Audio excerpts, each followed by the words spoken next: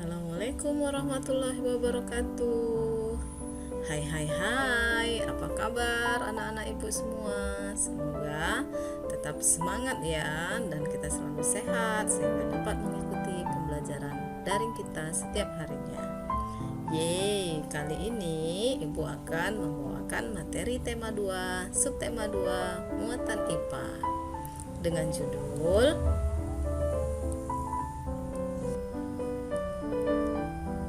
cara hewan menyesuaikan diri terhadap lingkungannya. Lingkungan adalah tempat tinggal dari makhluk hidup dalam menjalankan kehidupannya. Penyesuaian diri terhadap lingkungan mutlak dilakukan agar dapat mempertahankan hidup dan eksistensinya. Penyesuaian diri terhadap lingkungan dapat diistilahkan dengan adaptasi. Nah, adaptasi dibagi atas 3 bagian. Yang pertama adalah adaptasi morfologi, adaptasi fisiologi, dan adaptasi tingkah laku. Yuk, kita mulai dari adaptasi morfologi. Morfologi artinya adalah bentuk. Jadi, adaptasi morfologi merupakan penyesuaian diri dari bentuk tubuh makhluk hidup atau bagian-bagian tubuh makhluk hidup pada lingkungan tempat tinggalnya. Adaptasi morfologi dibagi menjadi 2 bagian, yaitu adaptasi morfologi dari jenis makanan dan adaptasi morfologi dari jenis habitatnya. Yang kedua, adaptasi fisiologi. Adaptasi fisiologi adalah penyesuaian fungsi alat tubuh tertentu terhadap makhluk hidup dengan kondisi atau keadaan lingkungannya. Fungsi ini mencakup fungsi organ dalam tubuh makhluk hidup, misalnya jantung yang menyesuaikan dengan adanya perubahan suhu udara yang biasanya terjadi secara ekstrim dan yang lain-lain. Yang ketiga, adaptasi tingkah laku. Adaptasi tingkah laku berhubungan dengan adaptasi untuk melindungi diri terhadap serangan predator atau pemangsa. Selain tersebut, yaitu untuk menyesuaikan dengan lingkungan dan juga mempertahankan diri terhadap mara bahaya yang sedang mengintai dan menjaga kelestarian hidupnya. Adaptasi hewan dengan lingkungannya. Adaptasi morfologi pada jenis makanan. Perbedaan jenis makanan yang tersedia di lingkungan mengakibatkan hewan memiliki struktur tubuh yang berbeda pula. Contoh, penyesuaian struktur alat tubuh hewan terhadap lingkungannya yaitu antara lain 1. Struktur gigi, bentuk paruh, bentuk kaki, bentuk mulut, dan lidah yang panjang dan lengket. Yuk, kita mulai dari struktur gigi. Perbedaan struktur gigi dapat ditemukan pada jenis hewan karnivora, herbivora, dan omnivora. Struktur gigi hewan pemakan daging atau karnivora tersusun atas gigi taring yang sangat tajam. Contohnya gigi kucing, harimau, buaya, dan ikan hiu. Struktur gigi hewan pemakan tumbuhan atau herbivora memiliki susunan gigi yang terdiri atas gigi seri dan gigi geraham. Contohnya gigi sapi, kuda, dan kambing. Struktur gigi hewan pemakan daging dan tumbuhan atau omnivora memiliki gigi yang terdiri atas gigi seri, gigi taring, dan gigi geraham. Nah, ketiganya lengkap ya. Contohnya adalah tikus dan kera. Yang kedua, bentuk paruh. Perbedaan bentuk paruh dapat ditemukan pada jenis unggas atau burung. Nah, coba perhatikan tabel jenis paruh pada hewan. Kita perhatikan yang pertama di sini adalah contoh unggas itik. Kita perhatikan paruhnya. Paruhnya seperti sudu. Sudu itu adalah sendok dan pangkalnya bergerigi, berguna untuk menyaring makanan dan air serta lumpur. Jenis makanan itik adalah ikan dan cacing. Yang kedua, unggas elang atau burung elang. Burung elang kita perhatikan di sini paruhnya tajam, kuat, runcing dan agak membengkok untuk mengoyak makanan yang berupa daging. Jenis makanannya ular, ayam, dan kelinci. Yang ketiga, burung pipit. Kita perhatikan di sini jenis paruh dari burung pipit, paruhnya pendek, tebal, dan runcing yang gunanya untuk memecahkan biji-bijian seperti padi. Nah, jenis makanannya adalah semua jenis biji-bijian. Yang keempat, burung pelatuk. Kita perhatikan di sini bentuk paruhnya runcing dan agak panjang yang berguna untuk memahat kayu pohon dan menangkap serangga di dalamnya. Jenis makanannya serangga. Yang kelima, burung pelikan. Nah, paruhnya lebih panjang lagi ya. Paruhnya panjang dan berkantong besar pada bagian bawah untuk menyimpan ikan. Jenis makanannya adalah ikan. Yang keenam, ayam. Ayam bentuk paruhnya pendek, tebal, dan runcing, mirip dengan bentuk paruh burung pipit. Biji makanannya adalah biji-bijian dan cacing. Nah, yang ketiga adalah bentuk kaki. Variasi bentuk kaki juga dapat ditemui pada burung dan unggas. Selain dipengaruhi oleh jenis makanannya, bentuk kaki burung unggas juga dipengaruhi oleh tempat hidupnya. Coba perhatikan tabel bentuk kaki dari burung atau unggas berikut. Yang pertama, bentuk kaki burung pejalan kaki. Ciri-cirinya memiliki 3 jari menghadap ke depan dan 1 jari bagian belakang tidak tumbuh sempurna atau lebih pendek, menggantung. Contoh, kaki ayam dan kaki burung unta. Yang kedua, bentuk kaki perenang. Ciri-cirinya jari kaki berselaput yang gunanya untuk mengayuh badannya di air. Contoh hewan berkaki selaput adalah itik dan angsa. Yang ketiga, bentuk kaki pemangsa. Ciri-cirinya jari kaki pendek, kukunya melengkung, tajam, dan cakar kuat untuk mencengkram. Contoh, kaki burung elang dan raja wali. Yang keempat, bentuk kaki pemanjat. Ciri-cirinya jari terdiri atas 4 dengan 2 jari berada di depan dan 2 jari lainnya berada di belakang. Contohnya adalah kaki burung pelatuk. Yang kelima, bentuk kaki bertengger.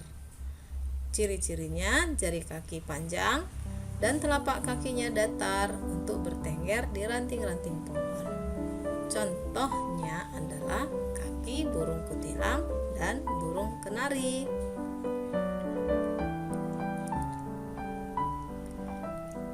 Yang keempat, bentuk mulut. Variasi bentuk mulut terdapat pada serangga. Berdasarkan jenis makanannya, bentuk mulut serangga dibedakan menjadi 4. Perhatikan tabel bentuk mulut serangga berikut ini. Ada 4 jenis bentuk mulut serangga. Yang pertama, bentuk mulut menggigit. Bentuk mulut menggigit bentuknya agak bulat dan banyak kaki-kakinya. Dan ini biasa dimiliki oleh belalang atau capung. Kemudian bentuk mulut menjilat. Bentuk mulut menjilat di sini bentuk mulutnya agak banyak jari-jari yang memanjang yang gunanya untuk menjilat mangsanya, yang dimiliki oleh hewan lalat. Yang ketiga, bentuk mulut menghisap. Nah, bentuk mulut menghisap di sini mulutnya agak panjang dan membengkok dan memiliki saluran penghisapnya yang biasanya dimiliki oleh hewan kupu-kupu ataupun lebah. Yang terakhir, bentuk mulut menusuk. Bentuk mulut menusuk di sini juga memanjang dan bagian tengah ini gunanya untuk menghisap atau menusuk. Menusuk lalu menghisap makanan dari tubuh mangsanya dan biasa dimiliki oleh hewan nyamuk. Yang berikutnya, lidah yang panjang dan lengket. Lidah yang panjang dan lengket dimiliki oleh beberapa hewan seperti cicak, bunglon, dan landak semut. Lidah tersebut digunakan untuk menangkap mangsanya berupa serangga. Nah, di sini Ibu ambil contoh adalah bunglon. Bunglon menangkap mangsanya dengan menggunakan lidahnya yang panjang dan lengket. Kemudian kita masuk kepada adaptasi morfologi pada jenis habitat atau lingkungannya. Yang pertama, unta. Unta merupakan salah satu hewan yang hidup di daerah gurun yang panas dan kering. Untuk bertahan hidup, unta melakukan beberapa penyesuaian seperti gambar berikut. Nah, perhatikan di sini ada bagian-bagian dari tubuh unta yang memiliki banyak fungsi. Yang pertama, kita mulai dari lubang hidungnya. Lubang hidung yang dapat ditutup saat terjadinya badai. Jadi pada saat terjadinya badai, unta otomatis dapat menutup lubang hidungnya agar tidak masuk pasir. Yang kedua, bulu mata.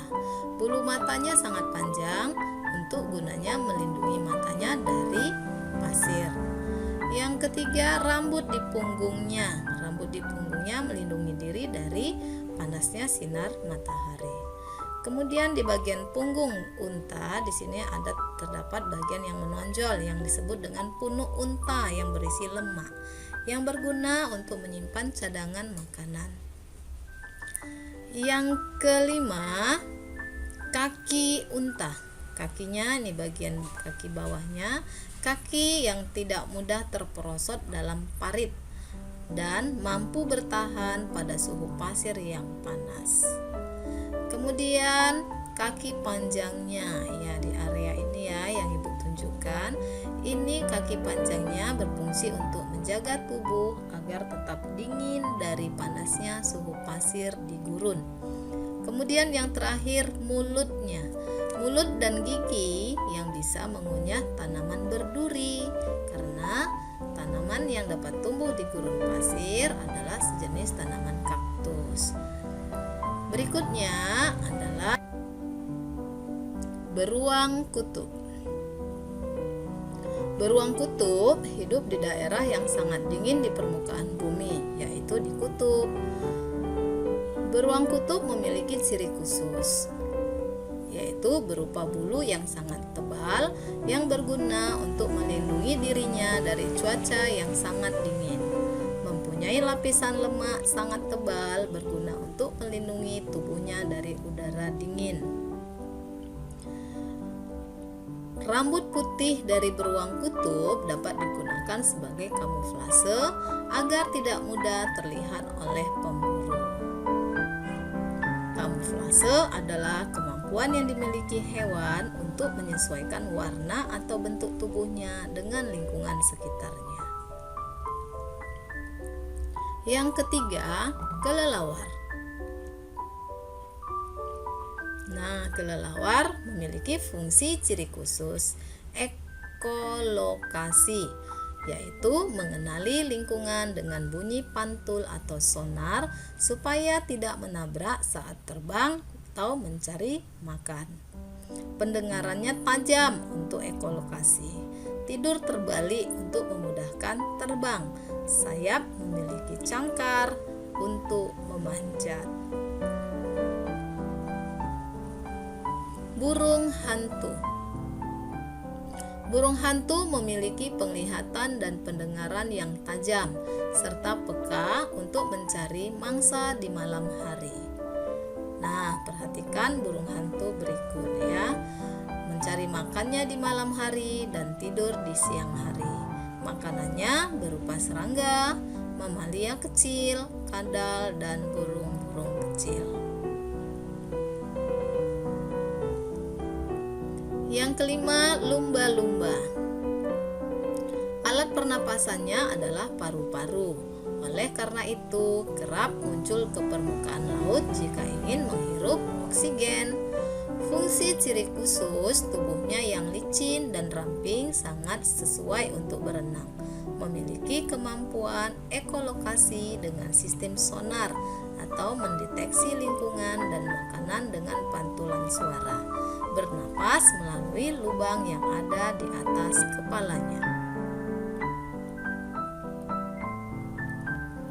Adaptasi fisiologi. Beruang atau hewan yang melakukan hibernasi, detak jantung hewan yang melemah saat hewan hibernasi untuk menghadapi cuaca ekstrim. Hewan-hewan herbivora memiliki enzim selulase untuk mencerna serat-serat tumbuhan dengan baik. Burung hantu memiliki penglihatan yang tajam untuk melihat pada malam hari.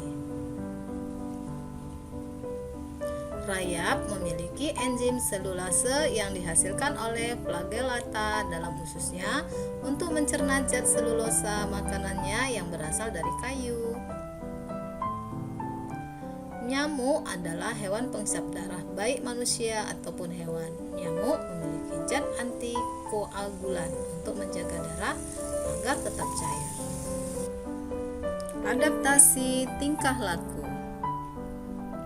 Cicak dan tokek. Cicak dan tokek memiliki telapak kaki yang mengandung perekat sehingga memudahkan merayap di dinding. Kemampuan autotomi yang dimilikinya atau memutuskan ekor untuk mengelabui pemangsa. Bunglon memiliki kemampuan mimikri, yaitu kemampuan untuk merubah warna kulit sesuai kondisi lingkungannya. Tujuannya untuk mengelabui pemangsa dan memudahkan untuk mendapat mangsa. Walang sangit. Walang sangit mengeluarkan bau yang sangat menyengat untuk melindungi diri dari pemangsa. Landak memiliki rambut seperti duri yang dilapisi keratin untuk menakuti musuh dan melindungi diri dari pemangsa. Kalajengking. Kalajengking memiliki sengat beracun di bagian ekor untuk menyerang musuh. Cumi-cumi. Cumi-cumi memiliki cairan hitam seperti tinta yang berguna untuk menghindari diri dari pemangsa. Ikan buntal. Ikan buntal memiliki kemampuan untuk menggembungkan tubuh untuk melindungi dirinya. Memiliki duri-duri yang beracun pada tubuhnya untuk melindungi diri dari pemangsa. Terenggiling memiliki struktur kulit yang keras. Saat terancam, hewan ini akan menggulungkan tubuhnya sehingga pemangsa akan kesulitan untuk memangsanya. Oke, anak-anak ibu, materi kita hari ini cukup sampai di sini. Semoga apa yang Ibu sampaikan dapat kamu pahami dan dapat kamu mengerti. Akhirul kalam, Ibu ucapkan terima kasih. Wassalamualaikum warahmatullahi wabarakatuh.